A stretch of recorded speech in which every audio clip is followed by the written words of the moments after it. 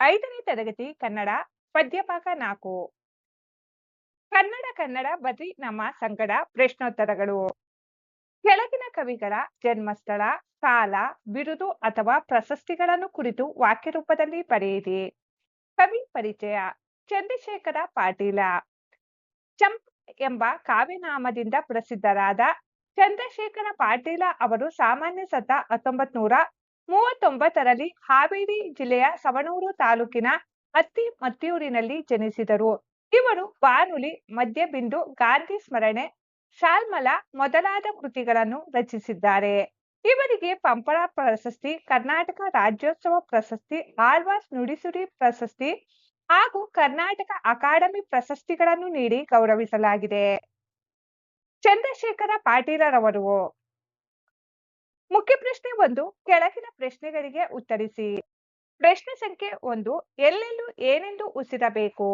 ಉತ್ತರ: ಎಲ್ಲೆಲ್ಲೂ ನಮ್ಮ ನುಡಿ ಕನ್ನಡವೆಂದು ಉಸಿರಬೇಕು. ಪ್ರಶ್ನೆ 2. ಕೈಯ ತುಂಬ ಏನು ಬೇಕು? ಉತ್ತರ: ಕೈಯ ತುಂಬ ಕೆಲಸ ಬೇಕು. ಪ್ರಶ್ನೆ 3. ನೇಸರ ಏನನ್ನು ಬಿತ್ತಬೇಕು? ಉತ್ತರ: ನೇಸರನು ಭೂಮಿ ತುಂಬ ಬೆಳಕನ್ನು ಬಿತ್ತಬೇಕು.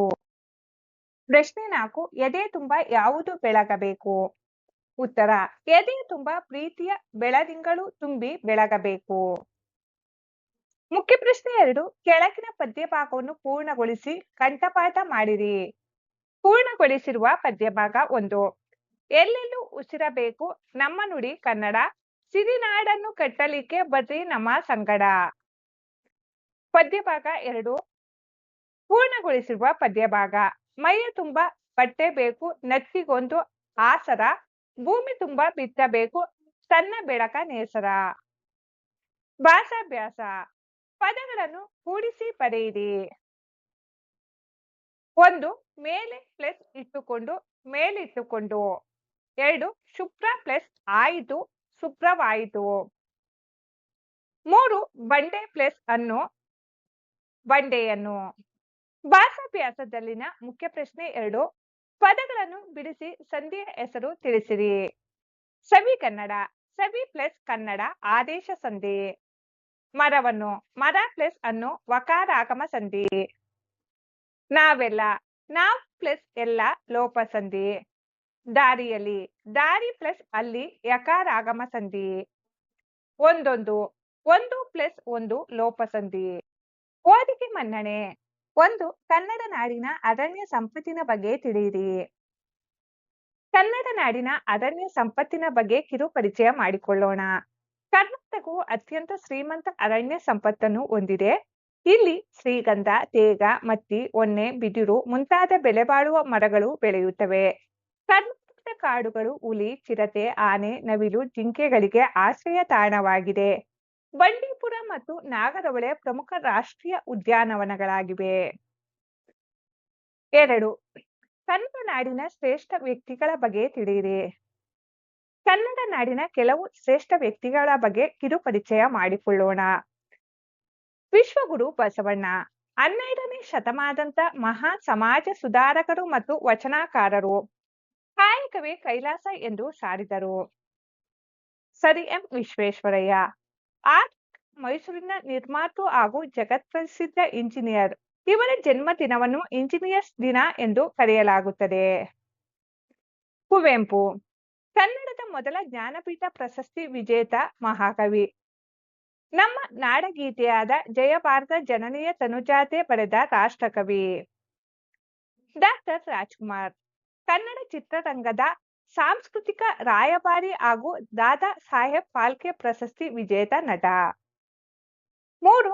ಕನ್ನಡ ನಾಡು ಕುರಿತು ಕವನಗಳನ್ನು ಓದಿರಿ. ಕನ್ನಡ ನಾಡಿನ ಕುರಿತಾದ ಕೆಲವು ಕವನಗಳು. ಬರೆದಿರುವವರು ಕುವೆಂಪು. ಎಲ್ಲಾದರೂ ಇರು, ಎಂತಾದರೂ ಇರು, ಎಂದೆಂದಿಗೂ ನೀ ಕನ್ನಡವಾಗಿರು. ಕನ್ನಡವೇ ಸತ್ಯ, ಕನ್ನಡವೇ ನಿತ್ಯ.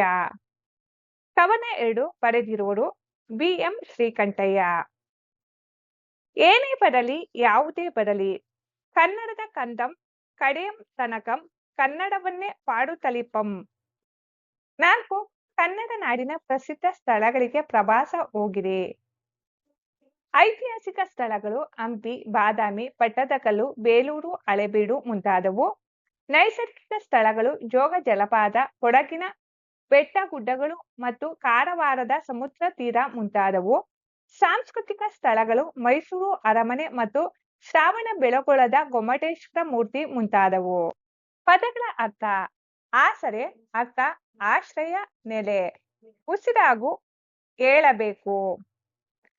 ನೇಸರ, ಸೂರ್ಯ. ಬರ್ರಿ, ಬನ್ನಿರಿ. ಸಂಗಡ, ಜೊತೆ. ಹೊಟ್ಟೆಗನ್ನ, ಹಸಿವಿಗೆ ಆಹಾರ. ಕನ್ನ, ಗೋಡೆಯಲ್ಲಿ ಕೊರೆಯುವ ಕಿಂಡಿ, ಕಳವು. ಅರಿವು, ಜ್ಞಾನ, ತಿಳುವಳಿಕೆ. ನೆತ್ತಿ, ತಲೆ. ಮೊಳವು, ಗಟ್ಟಿಯಾಗಿ ಏಳುವು. ಕಂಗಳು, ಕಣ್ಣುಗಳು. ಕೊನೆಯದಾಗಿ ಶುಭ ನುಡಿಗಳು. ಹೆತ್ತ ತಾಯಿ ಹೊತ್ತ ನಾಡು ಸ್ವರ್ಗಕ್ಕಿಂತಲೂ ಮಿಗಿಲು. ಕನ್ನಡವೇ ಸತ್ಯ, ಕನ್ನಡವೇ ನಿತ್ಯ. ಎಲ್ಲಾದರೂ ಇರು, ಎಂತಾದರೂ ಇರು, ನೀ ಕನ್ನಡಿಗನಾಗಿರು. ಕನ್ನಡಕ್ಕೆ ಕೈ ಎತ್ತು, ನಿನ್ನ ಕೈ ಕಲ್ಪವೃಕ್ಷವಾಗುವುದು.